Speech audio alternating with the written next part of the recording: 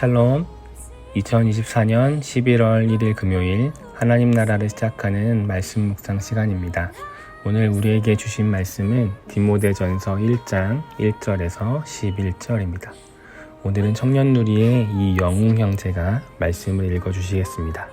하나님의 말씀을 경청하십시오. 우리 구주 하나님과 우리의 소망이신 그리스도 예수의 명령을 따라 그리스도 예수의 사도된 바울은 믿음 안에서 참 아들 된 디모데에게 편지하노니, 하나님 아버지와 그리스도 예수 우리 주께로부터 은혜와 긍휼과 평강이 내게 있을지어다. 내가 마게도냐로 갈 때에 너를 권하여 에베소에 머물라 한 것은 어떤 사람들을 명하여 다른 교훈을 가르치지 말며 신화와 끝없는 족보에 몰두하지 말게 하려 함이라. 이런 것은 믿음 안에 있는 하나님의 경륜을 이름보다 도리어 변론을 내는 것이라. 이 교훈의 목적은 청결한 마음과 선한 양심과 거짓이 없는 믿음에서 나오는 사랑이거늘, 사람들이 이에서 벗어나 헛된 말에 빠져 율법의 선생이 되려 하나 자기가 말하는 것이나 자기가 확증하는 것도 깨닫지 못하는도다. 그러나 율법은 사람이 그것을 적법하게만 쓰면 선한 것임을 우리는 아노라. 알 것은 이것이니 율법은 옳은 사람을 위하여 세운 것이 아니요 오직 불법한 자와 복종하지 아니하는 자와 경건하지 아니한 자와 죄인과 거룩하지 아니한 자와 망령된 자와 아버지를 죽이는 자와 어머니를 죽이는 자와 살인하는 자며 음행하는 자와 남색하는 자와 인신매매를 하는 자와 거짓말하는 자와 거짓 맹세하는 자와 기타 바른 교훈을 거스르는 자를 위함이니, 이 교훈은 내게 맡기신 바 복되신 하나님의 영광의 복음을 따름이니라. 디모데전서는 바울이 로마에서 1차 투옥 후 석방된 뒤에 다시 선교 사역을 진행하던 중에 쓴 서신입니다. 그 당시 에베소 지역의 교회들에는 거짓 교사들로 인한 문제가 생겼고, 그러자 바울은 디모데를 파송하여 그 문제를 해결하고자 했습니다. 디모데전서는 에베소에 가 있는 디모데에게 쓴 편지입니다. 그 문제를 해결하고자 애쓰고 있는 젊은 목회자 디모데에게 바울은 목회자로서 교회와 교회 안의 문제 해결을 위해 무엇을 중심에 두고 사역해야 하는지를 가르칩니다. 따라서 디모데전서는 올해 함께 봤던 고린도전서와는 성격이 조금 다릅니다. 고린도전서는 그 교회의 문제에 대해 직접적이고 구체적인 사안의 언급과 그에 대한 답변을 했다면, 디모데전서는 그보다는 그 문제를 감당하고 있는 목회자 디모데에게 목회자로서 어떤 것들을 중심에 두고 목회해야 하는지에 대해서 썼습니다. 일종의 목회자 수업과 같습니다. 바울은 디모데에게 가장 먼저 올바른 복음의 가르침을 이어가도록 권면합니다. 다른 교훈은 다른 사람들에게 매력적으로 들릴 수는 있으나 결국 이것들은 하나님께 대한 믿음과 순종이 깊어지도록 하기보다는 오히려 어리석음에 빠지게 할 뿐이라고 말합니다. 반대로 올바른 가르침은 사람들을 하나님께 대한 믿음과 순종이 깊어지도록 합니다. 그리고 이런 가르침은 사랑을 목적에 둔 가르침입니다. 5절 말씀에 보면 이 교훈의 목적은 청결한 마음과 선한 양심과 거짓이 없는 믿음에서 나오는 사랑이다 말씀합니다. 메시지 성경은 이를 이렇게 번역합니다. 이기심과 거짓 믿음에 물들지 않은 사랑, 곧 하나님을 향해 열려있는 삶을 위해서입니다. 하나님을 향해 열려있는 삶으로의 나아감을 교훈의 목적에 두는 가르침, 청결한 마음과 선한 양심, 이기심과 거짓 믿음에 물들지 않은 사랑에 기반한 가르침, 이것이 목회자로서 추구해야 할 목회의 목적입니다. 이어 6절과 7절 말씀도 메시지 성경으로 보면 이 목적에서 벗어난 자들은 조만간 길을 잃고 쓸데없는 말에 빠져들고 말 것입니다. 그들은 종교적인 문제의 전문가인 양 우쭐대면서 온갖 화려한 말로 열변을 토하지만 정작 자신들이 무슨 말을 하고 있는지 전혀 알지 못합니다. 라고 말씀합니다. 사랑이란 목적을 상실한 사역은 화려하고 그럴듯해 보일지라도 정작 자신들마저도 하나님을 향한 믿음과 사랑으로 이끌지 못하는 빈 껍데기에 불과한 것입니다. 이번 주 월요일 내년 팀즈 단기 선교팀이 가게 될 태국 메소 지역을 사역하시는 선교사님과의 온라인 미팅이 있었습니다. 이번이 두 번째로 한 미팅이었습니다. 저 개인적으로는 캄보디아는 이전부터 그래도 몇 번 가봤기 때문에 사회 문화에 대한 배경을 조금은 알고 그거에 대한 이해도가 있었습니다. 그런데 태국, 특히 우리가 만나게 될 메소 지역의 미얀마 무슬림 난민에 대해서는 제가 아는 것이 거의 없었습니다. 그래서 선교사님께 이번 미팅은 선교사님의 사역 그리고 그곳에서 우리가 만날 사람들에 대한 이야기를 들려달라고 요청드렸습니다.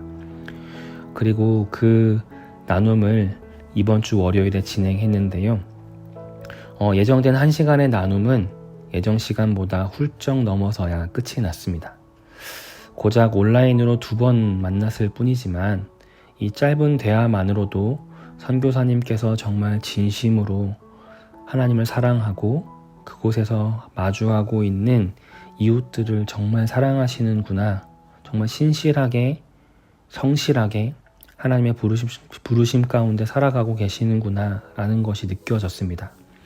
그래서 저 역시도 태국에 대한 선교가 기대가 되고 또 가슴이 뜨거워졌습니다.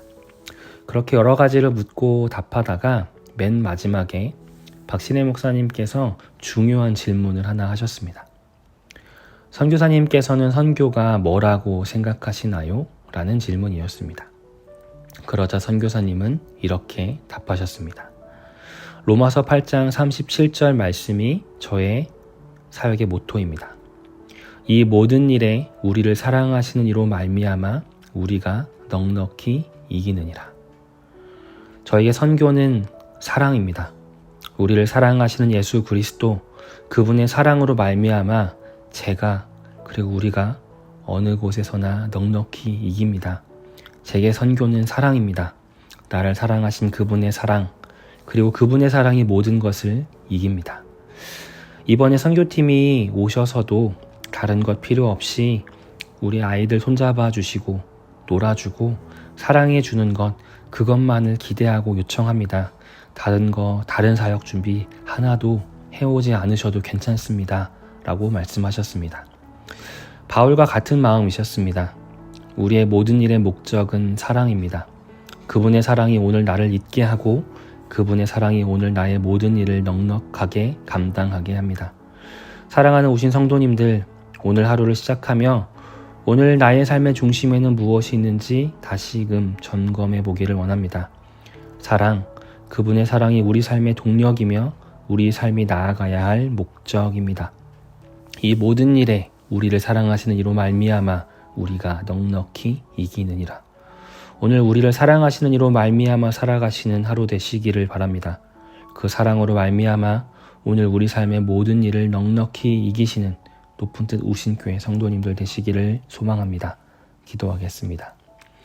사랑의 하나님, 우리 삶의 목적이 무엇인지, 무엇이 우리를 살게 하는지 이 아침 다시금 되돌아봅니다. 그것은 오직 주님의 사랑입니다. 주님의 사랑이 나를 살게 하고 주님의 사랑이 내가 살아가야 할 목적입니다.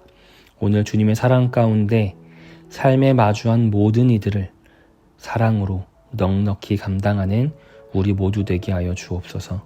예수님의 이름으로 기도드립니다. 아멘. 오늘은 이영웅 형제가 보내준 사연과 신청해준 찬양을 함께 나누겠습니다. 녹음 당일의 일입니다. 시험 기간으로 학교 도서관에서 공부하던 중 제 앞자리에 한 남학생이 앉았습니다. 그 학생은 환절기 감기를 피하지 못했는지 코를 훌쩍대며 잦은 기침을 하는 등의 행동으로 제 신경을 끌었습니다. 특히나 제 신경을 건드렸던 것은 그의 기침 각도였습니다. 손으로 입을 가리긴 하였으나 고개를 위로 하고 기침을 하여 그의 비말이 사방으로 퍼지는 것 같았기 때문입니다. 그래도 생리현상은 어쩔 수 없는 부분이라 생각하며 애써 무시하려던 와중에 그가 짐을 챙기고 나가려는 것을 눈치챘습니다. 잘 됐구나 싶던 중 그가 출구로 향하지 않고 제게로 오는 것이었습니다. 그때 그의 어딘가 어설픈 시선 처리와 오른손에 들린 지팡이가 눈에 띄었습니다. 곧바로 시각장애가 있다는 것을 눈치채고 그를 목적지까지 바래다주며 나눈 몇 마디 대화와 제 오른팔을 꼭 붙잡은 그의 왼손을 통하여 그는 비록 눈은 어두우나 밝고 긍정적인 에너지를 가진 사람이라는 것을 알게 되었습니다. 기침은 왜 저렇게 할까 하는 불만 섞인 생각을 하였던 제가 부끄러워지던 순간이었습니다. 그가 기침을 위로하였던 것은 옆에 사람이 있는지 없는지 알 수 없었기 때문입니다. 나름 최선의 배려였던 것이 아닐까 생각이 듭니다. 자신의 기준에서만 생각하고 남을 판단하고 재단하며 업신여기는 제가 아니라 주님의 시선에서 사랑으로 이웃을 바라봄으로써 하나님의 사랑을 세상에 실천할 수 있는 영광이 제게 그리고 여러분에게 있길 기도하면서 찬송가 호산나 싱어즈의 하나님께서 당신을 통해 찬양을 신청하며 오늘 사연을 마무리하겠습니다. 네, 오늘 이렇게 사연 보내주었습니다. 사실 감사에 관련된 사연을 보내달라고 했는데 분명 잘 이해했을 텐데 감사에 대한 사연은 아니어서 좀 의아했습니다. 그런데 영웅이가 보내준 사연을 쭉 읽다 보니 내 옆에 있는 누군가를 진정으로 바라볼 수 있는 눈을 가진 것, 그리고 그런 경험을 한 것이 그리스도인으로서 가장 큰 일상의 감사의 순간이 아니었을까. 그래서 영웅이가 이 사연을 보내줬다 생각됩니다.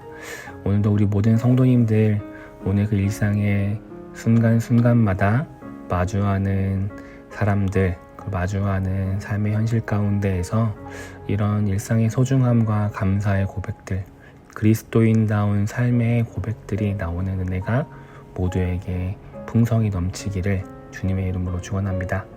네, 오늘 주신 말씀 기억하며 찬양 들으시며 더 깊은 묵상으로 나아가겠습니다.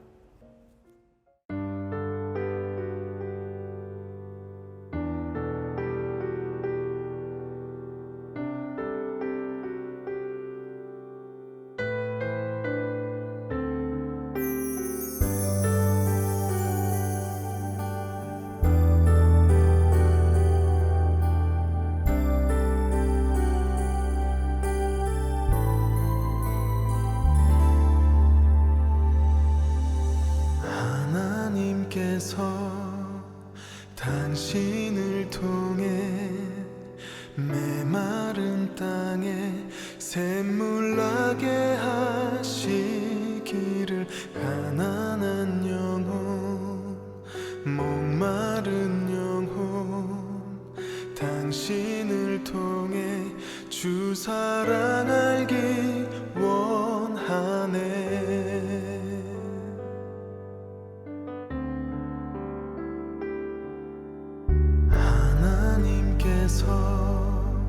당신을 통해 메마른 땅에 샘물 나게 하시기를 가난한 영혼 목마른 영혼 당신을 통해 주 사랑 알기